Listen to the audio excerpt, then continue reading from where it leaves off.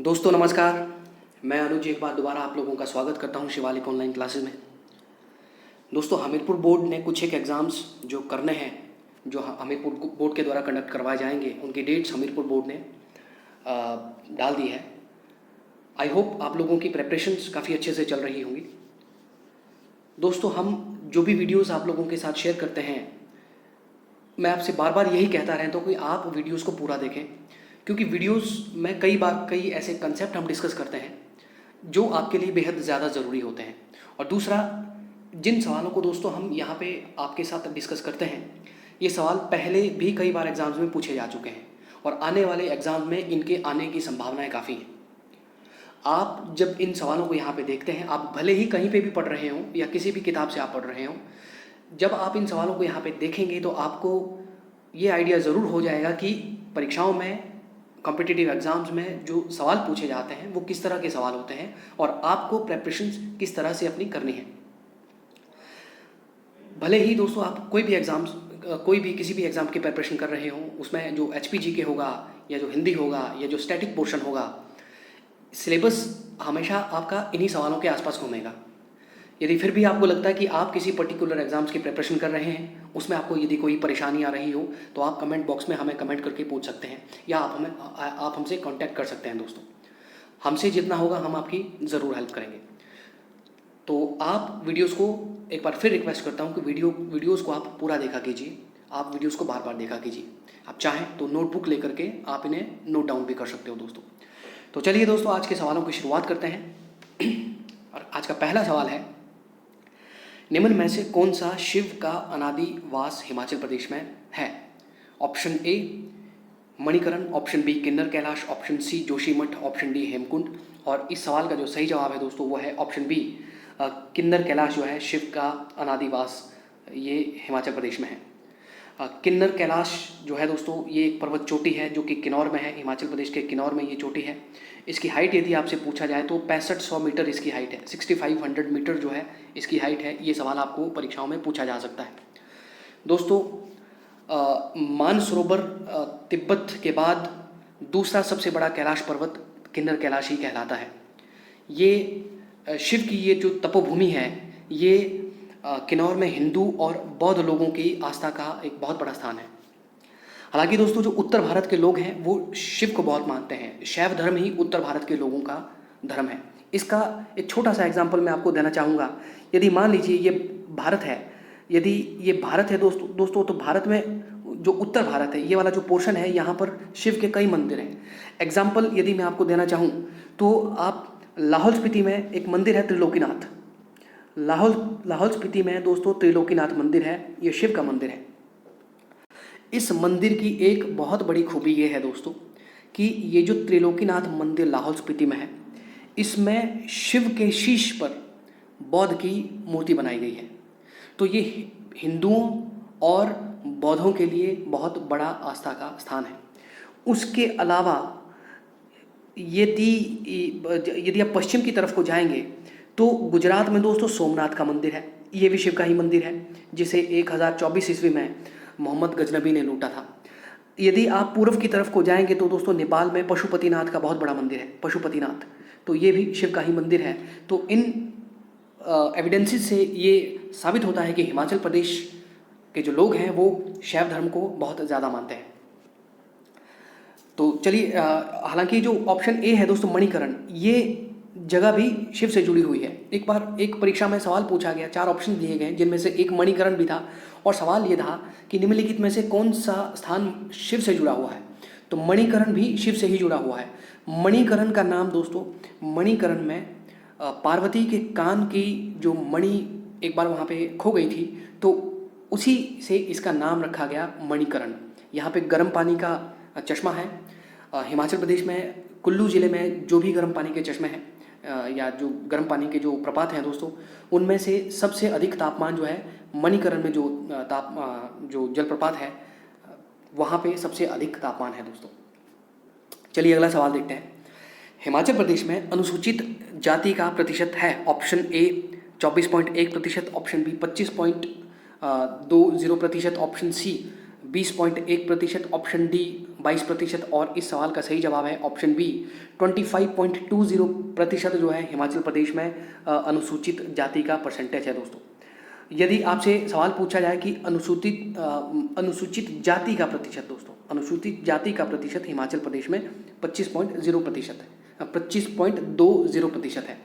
यदि आपसे सवाल पूछा जाए कि हिमाचल प्रदेश में अनुसूचित जनजाति का प्रतिशत कितना है, तो ध्यान रखिए हिमाचल प्रदेश में अनुसूचित जनजाति का प्रतिशत 5.70% है। ये आंकड़े 2011 के सेंसस के अकॉर्डिंगली हैं। अगला सवाल देखते हैं।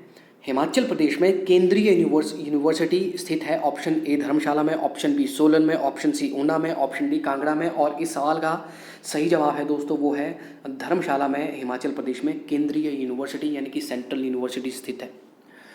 ये जो सेंट्रल यूनिवर्सिटी जो धर्मशाला में है दोस्तों, इसकी जो स्थापना की गई है वो साल 2009 में की गई है। हिमाचल प्रदेश में जो सरकारी यूनिवर्सिटीज़ हैं दोस्तों, जो सरकार के अंडर में जो यूनिवर्सिटीज़ आती हैं वो एक तो है ये जो केंद्रीय यूनिवर्सिटी हैं, दूसरा दोस्तों हिमाचल प्रदेश में HPU है, हिमाचल प्रदेश यूनिवर्सिटी जो समर हिल शिमला में है। इसकी स्थापना दोस्तों 22 जुलाई 1970 में 1970 में हिमाचल प्रदेश यूनिवर्सिटी समर हिल शिमला की स्थापना की गई है। ये सवाल एग्ज़ाम पॉइंट ऑफ व्यू से बेहद ज़रूरी है। इसके अलावा हिमाचल प्रदेश में डॉक्टर YS परमार यूनिवर्सिटी है। डॉक्टर YS परमार, इसका पूरा नाम है दोस्तों doctor YS Parmar university of horticulture and forestry. इसे हम हिमाचल प्रदेश वानिकी विश्वविद्यालय भी कह सकते हैं, हिमाचल प्रदेश वानिकी विश्वविद्यालय। तो दोस्तों ये हिमाचल प्रदेश वानिकी विश्वविद्यालय जो है ये सोलन जिला में है, सोलन जिला में। और इसकी जो स्थापना की गई थी, इसकी स्थापना 1 दिसंबर 1985 को 1985 को डॉक्टर YS परमार जो हिमाचल प्रदेश के पहले मुख्यमंत्री थे उनके नाम से ही इसकी स्थापना की गई है। इसके अलावा हिमाचल प्रदेश में दोस्तों एग्रीकल्चरल यूनिवर्सिटी है, हिमाचल प्रदेश कृषि विश्वविद्यालय। हिमाचल प्रदेश कृषि विश्वविद्यालय जो है ये कांगड़ा जिले के पालमपुर में स्थित है। और इसकी जो स्थापना की गई है, इसकी स्थापना की गई है 1 नवंबर 1978 को, 1 नवंबर 1978 को हिमाचल प्रदेश कृषि विश्वविद्यालय की स्थापना की गई है। पालमपुर में ये यूनिवर्सिटी है। Again very important question. इन यूनिवर्सिटीज़ के अलावा दोस्तों जो और एक हिमाचल प्रदेश में NIT है, NIT national institute of technology, राष्ट्रीय तकनीकी संस्थान, तो ये हमीरपुर में है। और यदि आपसे पूछा जाए IIT हिमाचल प्रदेश में कहाँ है, तो इंडियन इंस्टीट्यूट ऑफ टेक्नोलॉजी ये हिमाचल प्रदेश में मंडी में है, मंडी के कमान में IIT है। और IIT की स्थापना हिमाचल प्रदेश में 2009 में की गई है दोस्तों। और NIT जो है ये हिमाचल प्रदेश में 1986 में इसकी स्थापना की गई है। ये सवाल परीक्षा के अकॉर्डिंगली, परीक्षा के हिसाब से, परीक्षाओं के हिसाब से बेहद ज़रूरी सवाल है दोस्तों। तो चलिए अगला सवाल देखते हैं। हिमाचल प्रदेश में निम्न में से कौन सा बुद्ध उत्सव मनाया जाता है? Option A Ladarcha, option B Balasundari, option C Losar, option D Dungri. और इस सवाल का जो सही जवाब है दोस्तों वो है ऑप्शन सी लोसर बुद्ध उत्सव हिमाचल प्रदेश में मनाया जाता है। बौद्धों के द्वारा मनाया जाने वाला ये जो लोसर उत्सव है दोस्तों, ये नए वर्ष के उपलक्ष्य में लद्दाखी कैलेंडर के अनुसार, मैंने पिछले वीडियोस में भी इसको डिस्कस किया है, ये फरवरी मार्च के महीने में ये मनाया जाता है, जहाँ पे बौद्ध पॉपुलेशन हिमाचल प्रदेश में है। तो हिमाचल प्रदेश में ये उत्सव जो मनाया जाता है लाहौल स्पीति और किन्नौर ज़िले में मनाया जाता है। ये उत्सव दोस्तों अरुणाचल प्रदेश में है। अरुणाचल प्रदेश में एक जगह है तवांग, तो तवांग में जो बौद्ध लोग, बहुत ज़्यादा बौद्ध लोग हैं, तो वहाँ पर भी ये उत्सव मनाया जाता है। तवांग मठ यदि आपसे पूछा जाए कहाँ पर है, तो तवांग मठ दोस्तों अरुणाचल प्रदेश में है। Again very important question. तो ये जो लदारचा मेला है, लदारचा मेला हिमाचल प्रदेश के काजा में मनाया जाता है। पहले ये किब्बर के मैदान में मनाया जाता था लदारचा मेला, लेकिन ये जो उत्सव जब वहाँ पर तिब्बती व्यापारियों का आना बंद हुआ तो ये किब्बर मैदान से शिफ्ट किया गया काजा में, स्पीति के काजा में ये उत्सव मनाया जाता है। डुंगरी मेला दोस्तों, डुंगरी मेला ये कुल्लू ज़िले में है, हिमाचल प्रदेश के कुल्लू ज़िले में मनाली में दोस्तों ये मंदिर है डुंगरी, वहीं पर ही ये डुंगरी मेला मनाया जाता है। मई के महीने में ये मेला मनाया जाता है। दोस्तों आपसे यदि सवाल पूछा जाए, आपसे यूं भी सवाल पूछा जा सकता है कि डुंगरी माता का मंदिर हिमाचल प्रदेश के किस ज़िले में है? तो ये कुल्लू ज़िले के मनाली में है और ये मंदिर दोस्तों पैगोडा शैली पर बना है। इस शैली में, ये शैली देखने में कुछ इस तरह की होती है। इस तरह से जो भी मंदिर बने हैं इन्हें हम कहते हैं पैगोडा शैली। बहुत ज़रूरी सवाल आपसे परीक्षाओं में ये सवाल कई बार ये पूछा जा चुका है। या तो पैगोडा शैली का मंदिर, ये डुंगरी माता का मंदिर आपसे पूछा जा सकता है, या फिर पराशर में जो मंदिर है दोस्तों, पराशर टेम्पल, मंडी ज़िले में जो पराशर मंदिर है वो भी पैगोडा शैली पर ही बना हुआ है। तो ये सवाल आपसे परीक्षाओं में इस तरह से पूछे जाते हैं। इसके अलावा दोस्तों हिमाचल प्रदेश में कुछ एक फेस्टिवल्स, कुछ एक मेले ऐसे हैं जो कि इंटरनेशनल हैं, उनके बारे में थोड़ा बहुत आपसे मैं डिस्कस करना चाहूँगा। जैसे कुल्लू का जो दशहरा है दोस्तों, ये अंतर्राष्ट्रीय फेस्टिवल है कुल्लू का दशहरा। ये जो कुल्लू का दशहरा है ये 1651 ईस्वी में, 1651 ईस्वी में इसको शुरू किया गया था। ये एक इंटरनेशनल फेस्टिवल है और ये रघुनाथ से संबंधित है, रघुनाथ से। उसके अलावा मंडी की शिवरात्रि जो शिव से संबंध रखती है, ये भी एक इंटरनेशनल फेयर है हिमाचल प्रदेश में जो मनाया जाता है। मंडी की शिवरात्रि ये अजबर सेन के द्वारा 1526 में, मंडी की शिवरात्रि अजबर सेन के द्वारा 1526 में शुरू की गई थी, लेकिन इसको सांस्कृतिक रूप जो इसको दिया था वो एक राजा है, उनका नाम है सूरज सेन। सूरज सेन के द्वारा इसको एक सांस्कृतिक रूप मंडी की शिवरात्रि को दिया गया था दोस्तों। इसके अलावा मिंजर मेला अगस्त के महीने में मनाया जाता है चंबा में, ये भी इंटरनेशनल फेयर है मिंजर मेला। तो और यहाँ पे अनाज की पूजा की जाती है, ये भी आपको सवाल पूछा जाता है कि मिंजर मेले में किस चीज़ की पूजा की जाती है? अनाज की, मक्की के सिट्टे की पूजा की जाती है। और ये मेला साहिल वर्मन के द्वारा, चंबा के एक राजा है साहिल वर्मन के द्वारा ये मेला शुरू करवाया गया है।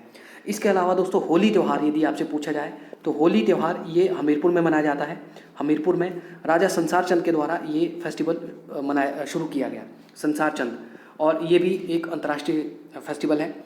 इसके अलावा दोस्तों जो अंतर्राष्ट्रीय फेस्टिवल हिमाचल प्रदेश में मनाया जाता है वो है लवी मेला। तो ये राजा केहरी सिंह है, बुशहर रियासत के केहरी सिंह, औरंगजेब के समकालीन थे ये। तो केहरी सिंह के द्वारा इस मेले की शुरुआत की गई। हालांकि हिमाचल प्रदेश का पहला व्यापारिक मेला जो है वो लवी मेला ही है दोस्तों।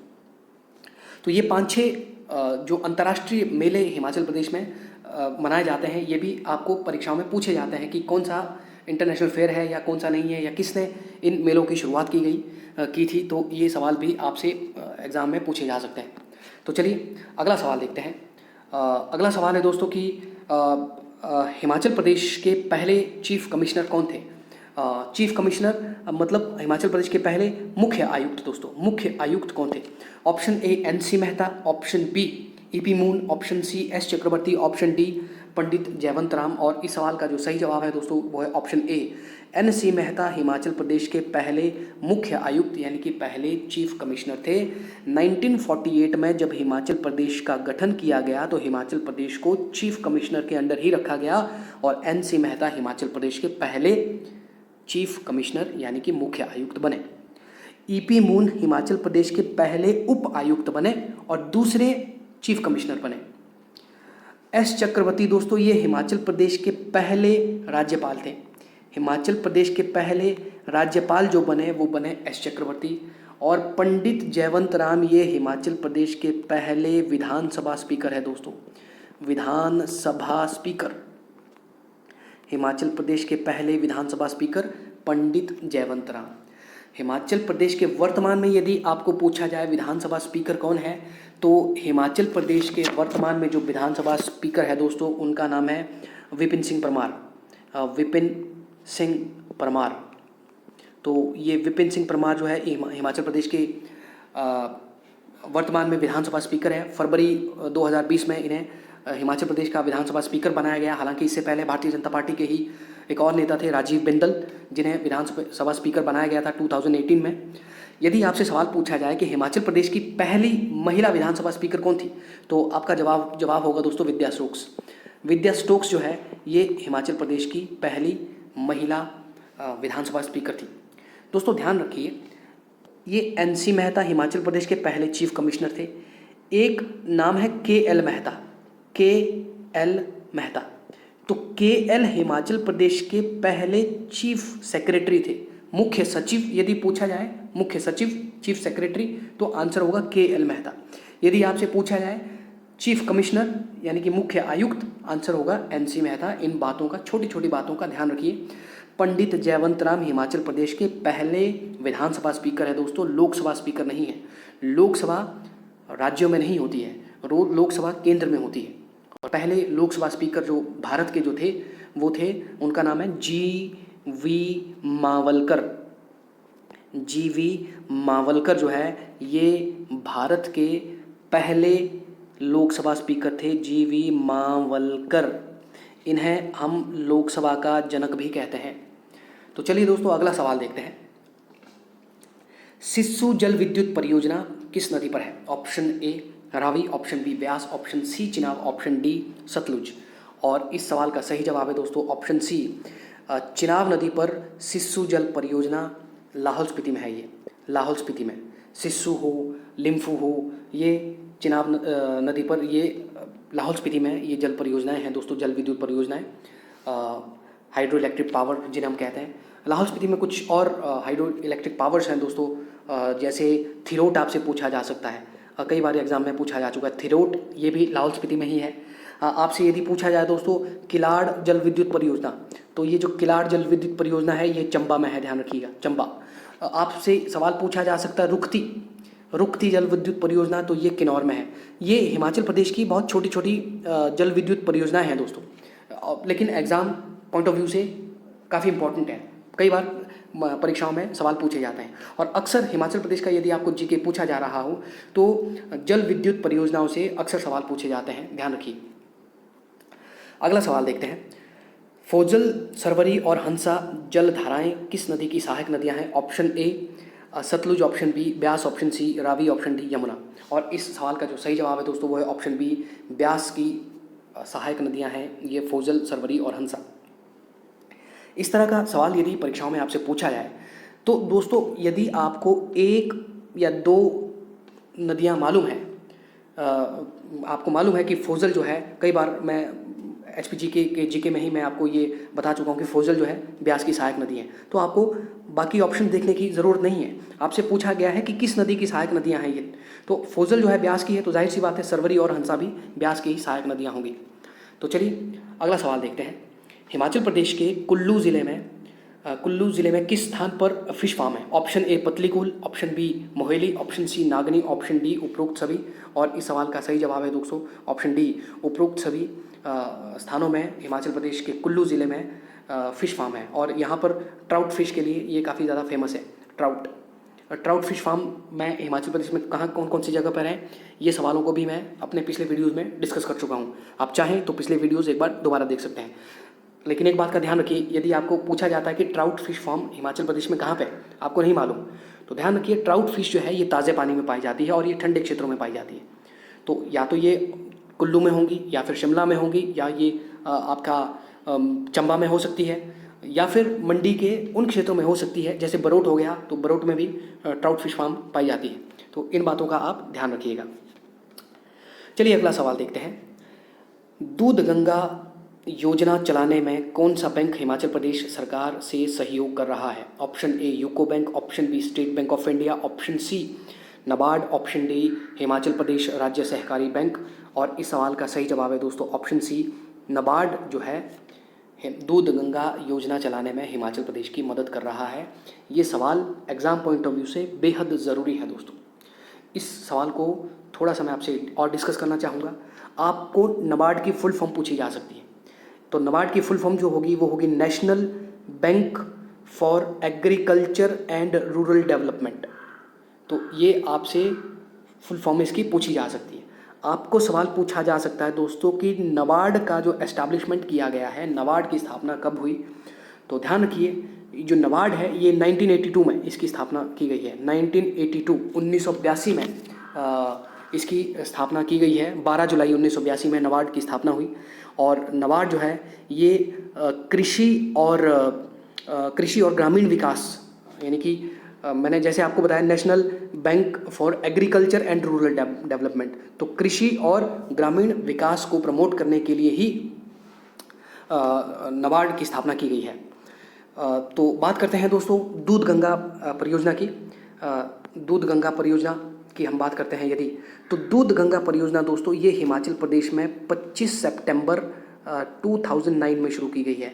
25 सितंबर 2009 में ये परियोजना हिमाचल प्रदेश द्वारा शुरू की गई है और ये हिमाचल प्रदेश के किसानों को उनकी इनकम को बढ़ाने के लिए, जैसे यदि वो गाय और भैंस लेते हैं, खरीदते हैं, तो सरकार उन्हें अपनी तरफ से सब्सिडी देती है। तो गाय भैंस खरीदने पर हिमाचल प्रदेश सरकार द्वारा दूध गंगा परियोजना को प्रमोट किया जा रहा है। इसमें जो SC और ST वर्ग के जो लोग हैं उनको 33% सब्सिडी सरकार की तरफ से मिलती है और जो जनरल कैटेगरी के लोग होते हैं उन्हें गाय भैंस खरीदने पर 25% की सरकार की तरफ से सब्सिडी दी जाती है दोस्तों। अब यहीं से आपको सवाल पूछा जा सकता है कि हिमाचल प्रदेश मिल्क फेडरेशन का पंजीकरण कब हुआ है? तो 1980 में 1980 में हिमाचल प्रदेश मिल्क फेड का पंजीकरण हुआ है दोस्तों। अब आपसे यदि सवाल पूछा जाए कि हिमाचल प्रदेश में कहाँ कहाँ पर गाय बैल प्रजनन केंद्र है, तो ध्यान रखिए दोस्तों, हिमाचल प्रदेश में कोठीपुरा बिलासपुर में है, कोठीपुरा बिलासपुर। उसके अलावा मंडी में कमांद हो गया, मंडी के कमांद में, और इसके अलावा कांगड़ा के पालमपुर में हिमाचल प्रदेश में गाय बैल प्रजनन केंद्र खोले गए हैं। ध्यान रखिए, यहाँ से परीक्षाओं में सवाल पूछे जाते हैं अक्सर। एक बार एक परीक्षा में सवाल पूछा गया कि हिमाचल प्रदेश में मंडी ज़िले में कौन सा जर्सी गाय प्रजनन फार्म है, कहाँ कहाँ पर मंडी में जर्सी गाय प्रजनन केंद्र जो है खोले गए हैं। तो ध्यान रखिए, हिमाचल प्रदेश में मंडी में जो है, जैसे मैंने आपको बताया कि एक तो कमांद में है, कमांद, और दूसरा जो है दोस्तों करसोग में है, करसोग। तो ये सवाल आपसे परीक्षाओं में इस तरह से पूछे जाते हैं। तो आप अपने एग्ज़ाम्स को इन्हीं सवालों के बेसिस पे आप प्रिपरेशन करते रहिए। तो चलिए अगला सवाल देखते हैं। सिरमौर के किस राजा ने 13वीं शताब्दी के शुरू में अपनी रियासत की राजधानी राजवंश से कलसी बदली? Option A Udit Prakash, option B Amar Prakash, option C Mahaprakash, option D Sumer Prakash. और इस सवाल का जो सही जवाब है दोस्तों वो है ऑप्शन ए, उदित प्रकाश ने अपनी राजधानी जो है राजवंश से कलसी बदली। अब यदि आपसे सवाल पूछा जाए कि सिरमौर रियासत का कौन सा राजा था जिसने अपनी राजधानी जो है वो कलसी से बदल करके नाहन ले गया, तो इस तरह से यदि आपसे सवाल पूछा है कलसी से नाहन कौन सा राजा ले गया, तो आपका जो जवाब होगा वो होगा करम प्रकाश। आपका जवाब होगा करम प्रकाश जो है ये अपनी राजधानी को नाहन से कलसी से नाहन ले गया। देखिए दोस्तों, आपको यदि सवाल पूछा जाए कि सिरमौर रियासत की स्थापना किसने की, तो सिरमौर रियासत की स्थापना जो है एक राजा है, राजा रसालू ने सिरमौर रियासत की स्थापना की। एक पुस्तक है, उस पुस्तक का नाम है तारीख ए रियासत। ये किताब है दोस्तों, ये किताब लिखी है रणजौर सिंह। इस किताब के मुताबिक सिरमौर रियासत की जो स्थापना की है राजा रसालू ने, ध्यान रखिएगा, राजा रसालू ने। लेकिन कुछ और स्रोत हैं, जैसे गजेटियर ऑफ सिरमौर 1934 में पब्लिश हुआ, उसमें सिरमौर रियासत का जो शासक बताया गया है वो एक राजा है, उनका नाम है शुभंश प्रकाश।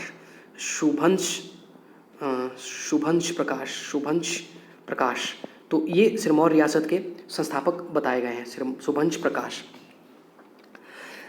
तो आपको राजा रसालू हो या फिर शुभंश प्रकाश, दोनों में से भी कोई एक नाम दिया गया हो, आपको पूछा गया हो कि सिरमौर रियासत की स्थापना किसने की, तो आप दोनों में से कोई भी एक चूज़ कर सकते हो। लेकिन यदि आपको दोनों ऑप्शन दिए गए हैं तो ध्यान रखिए, राजा रसालू जो हैं इन्होंने जो सिरमौर रियासत की स्थापना की है वो तकरीबन 1139 ईस्वी के आसपास की है। और ये जो शुभंश प्रकाश हैं ये इन्होंने जो सिरमौर रियासत की स्थापना 1195 ईस्वी के आसपास की हुई है। देखिए दोस्तों, सिरमौर रियासत में एक बार बाढ़ आ गई थी जिससे कि वहाँ पे सब कुछ ख़त्म हो गया था। उसके बाद एक राजा है, जैसलमेर से एक राजा आते हैं उग्रसेन। वो जब हरिद्वार यात्रा पर निकले हुए थे, जब उन्हें मालूम पड़ा कि सिरमौर रियासत में जो राजा है वो रियासत खाली पड़ी हुई है, तो उन्होंने अपने बेटे शुभंश प्रकाश, इनका नाम ही है दोस्तों शोभा रावल जो है ये शुभंश प्रकाश का ही नाम है। तो वो अपने पुत्र शुभंश प्रकाश यानी कि शोभा रावल से सिरमौर रियासत की स्थापना करवाते हैं। तो इन बातों का आप ध्यान रखिए। हालांकि ये जो शुभंश प्रकाश है दोस्तों, प्रकाश सरनेम यानी कि प्रकाश उपनाम लगाने वाला सबसे पहला राजा जो है वो सुबंश प्रकाश ही है। तो ये सवाल भी आपको परीक्षाओं में पूछा जा सकता है। तो ये जो राजा अमर प्रकाश है, इन्होंने अपनी बेटी के नाम से ही सिरमौर में जो नाहन में महिमा लाइब्रेरी की स्थापना की है, महिमा लाइब्रेरी। और ये हिमाचल प्रदेश का पहला लाइब्रेरी है दोस्तों, इस बात का भी आप ध्यान रखिए। तो दोस्तों आज के इस वीडियो में इतना ही। यदि आप यहाँ पे देखें तो हमने आपसे जो सवाल डिस्कस किए, अब तक जो सवाल हमने आपसे डिस्कस किए वो तकरीबन 100 सवाल मैं आपसे डिस्कस कर चुका हूँ। लेकिन सही मायनों में अगर देखा जाए तो मैं तकरीबन 500 से 600 सवाल कुछ कंसेप्ट के साथ आपसे डिस्कस कर चुका हूँ। इसीलिए मैं आपको कहता रहता हूँ कि यदि आप वीडियो देखते हैं तो आप वीडियोज़ को पूरा देखें दोस्तों। 10 क्वेश्चन मैं कोशिश करता हूँ कि 10 क्वेश्चन आपसे डिस्कस करूँ, लेकिन उन्हीं 10 क्वेश्चन को जब डिस्कस करूँ आपसे तो तकरीबन 30-40 क्वेश्चन आपको मैं लेके जाऊँ। तो 15 से 20 मिनट के वीडियो में मैं आपको कोशिश करता हूँ कि बेहतर से बेहतर वीडियो बनाऊँ, ज़्यादा से ज़्यादा आप लोगों को चीज़ें बताऊँ। लेकिन जितना हमसे पॉसिबल होता है या हम जितना और हमसे आगे पॉसिबल होगा, हम आपके लिए उतनी ज़्यादा मेहनत करते रहेंगे। बस आप ध्यान से अपने एग्ज़ाम्स की प्रिपरेशन करते रहिए दोस्तों। तो दोस्तों ये वीडियो पूरा देखने के लिए आपका बहुत बहुत धन्यवाद। आप हमारा चैनल सब्सक्राइब करके हमसे जुड़ सकते हैं। आपको यदि ये वीडियो पसंद आया हो, आप इस वीडियो को लाइक करें, आप इसे शेयर करें, अधिक से अधिक स्टूडेंट्स तक आप ये वीडियो पहुंचाएं दोस्तों। इसी तरह हम आपके लिए नए वीडियोस बनाते रहेंगे। तब तक के लिए दोस्तों धन्यवाद। जय हिंद, जय भारत।